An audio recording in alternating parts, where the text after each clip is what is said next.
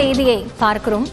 அரசியல் கட்சியினர் மற்றும் பொதுக்கூட்டங்கள் நடத்தும் போது அது குறித்த வழிகாட்டு நெறிமுறைகள் குறித்து கருத்து கேட்கவும் வழிகாட்டு நெறிமுறைகளை வகுப்பதற்காகவும் மதுரை உயர்நீதிமன்றத்தில் மனு தாக்கல் செய்யப்பட்டிருந்தது. அந்த மனு மீதான விசாரணை என்பது தற்போது 2 நீதிபதிகள் கொண்ட அமர்வு முன்பாக நடைபெற்று வருகிறது. இது குறித்த கூடுதல் தகவல்களோடு செய்தியாளர் கருணாகரன் இணைந்திருக்கிறார். அவரிடம் பேசலாம்.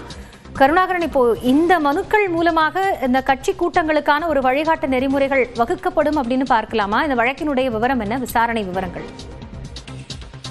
அதாவது கரூரில் கூட்ட நெரிசலில் 40 பேர் உயிரிழந்தனர். இதைத் தொடர்ந்து பல்வேறு மனுக்கள், அதாவது தற்பொழுது தேர்தல் நடைபெற உள்ளது, சில மாதங்களே உள்ளன. இந்த சூழலில் அரசியல் கட்சிகள் போட்டி போட்டுக்கொண்டு பொதுக்கூட்டங்கள், ரோட் ஷோ உள்ளிட்டவை நடத்தும். எனவே இது போன்ற விபத்துக்களை தடுக்கும் வகையில் உரிய வழிகாட்டு நெறிமுறைகளை, நிபந்தனைகளை வகுக்க வேண்டும் என்று மனுக்கள் தாக்கல் செய்யப்பட்டிருந்தது. அதே போன்று இன்று தஞ்சாவூர் சீனிவாசபுரமை சேர்ந்த பிரகாஷ் மற்றும் தூத்துக்குடியை சேர்ந்த திருமுருகன் ஆகியோர் உயர்நீதிமன்ற மதுரை கிளையில் பொதுநல மனுக்கள் தாக்கல் செய்திருந்தனர். இந்த மனு நீதிபதிகள் சென்னை உயர்நீதிமன்ற தலைமை நீதிபதி ஸ்ரீ வத்சவா மற்றும் நீதிபதி பூர்ணிமா அமரில் விசாரணைக்கு வந்தது.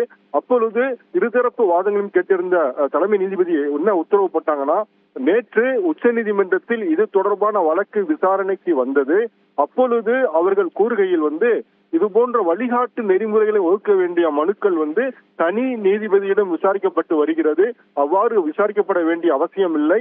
எனவே அந்த அரசியல் கட்சிகளுக்கு, பொதுக்கூட்டங்களுக்கு, ரோட் ஷோக்கு அனுமதி வழங்கக்கூடிய அந்த வழிகாட்டு நெறிமுறைகளை வகுக்கக்கூடிய இந்த மனுக்களை பொதுநல மனுவாக 2 நீதிபதிகள் கொண்ட அமர்வு விசாரிக்கப்பட வேண்டும் என்று நேற்று உச்சநீதிமன்றம் உத்தரவிட்டுள்ளது.